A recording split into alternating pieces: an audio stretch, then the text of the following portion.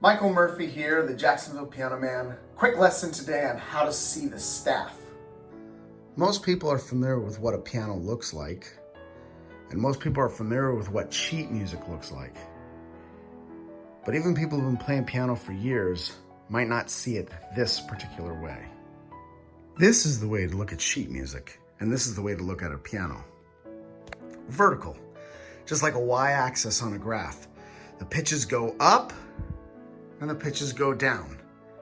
And if you were to look at the piano differently, it would go right is up and left is down. The black keys on a piano are brilliant. They're there for us when we play, kind of the way Braille is used for the blind. But for right now, imagine that they're not there. And all you see then is a bunch of white notes.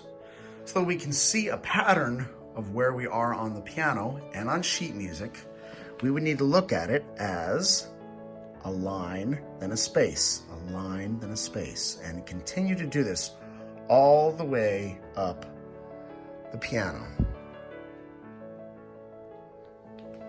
And as you can see, that is sheet music right there. Each note is either a line or a space, and that is simply the pattern. But just as you might look at a pair of blinds, and you cannot tell which one number 6 is from number 7 or number 12, if you look at a piano, you cannot tell where line number 1, well, you can tell where number 1 is. You can't necessarily tell, though, where number 6 is quickly, or number 8. So what they do is they go to the middle of the piano, and they go to actually middle C. And we say that we give him his own line, middle C, right there on the middle of the piano. Now, treble clef is what we use to read notes above middle C, and bass clef is what we use to read notes below middle C.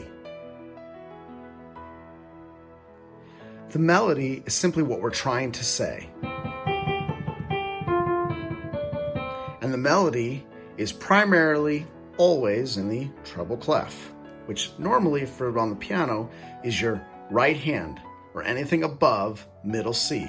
And as you see, the pattern of middle C, space, line, continues all the way up the piano. But to make it so again, so that it's easy to see the difference, we actually just go up 5 lines from middle C. 1, 2, 3, 4, 5. Most of the melodic ideas can exist right inside of this area. Now, one of the reasons that it's easier for adults and teenagers to learn how to play compared to young kids is because our hands can reach. You can actually hit all 5 lines with one hand and all 4 spaces with one hand. This allows you to actually play chords and allows you to hit large intervals such as octaves, ninths, and even tenths.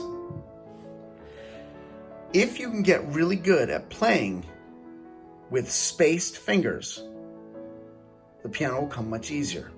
We'll talk more about it in a different lesson regarding intervals. But one of the reasons when kids go up to the piano and try to play, it sounds all messy because they're actually playing notes that are all next to each other. They're playing spaces and lines all lined up next to each other.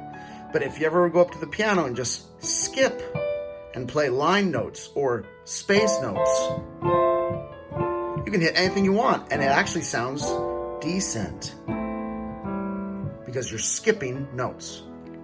Most people from music class in school have heard every good boy does fine, or F-A-C-E for their letters. And while it is good to know your letters, especially as we use chords and to navigate the piano, you do not think letters as much as you think about intervals and spacing when you're actually playing. So if you can get your hand used to playing within the 5 lines, thinking that if you see a note up around here, most of the time that means that these fingers are going to be playing up here. And if you see lower lines down here, most of the time means your lower fingers are going to be playing. If you see the higher spaces being used, it means your higher fingers will be used. And if you see your lower spaces, your lower fingers may be used. If you can get used to seeing it like that, it makes it much easier to play the piano. I highly recommend the Hal Leonard series of easy fake books. They have anything from Disney to the Beatles, 70s, 80s, folk, praise and worship, Christmas. Great series I wish was around when I was younger. These are books that basically keep it in the key of C. Very easy, then go and play within these 11 notes. 1, 2, 3, 4, 5, 6, 7, 8, 9, 10, 11. The 5 lines, the 4 spaces, D and middle C. Most of the songs in there are right around these 11 notes. I tell my students all the time whenever they think piano's hard, there's only 11 buttons here to really be able to play the music you want to be able to play. 11. Whereas on a controller for a PlayStation, there's actually 19.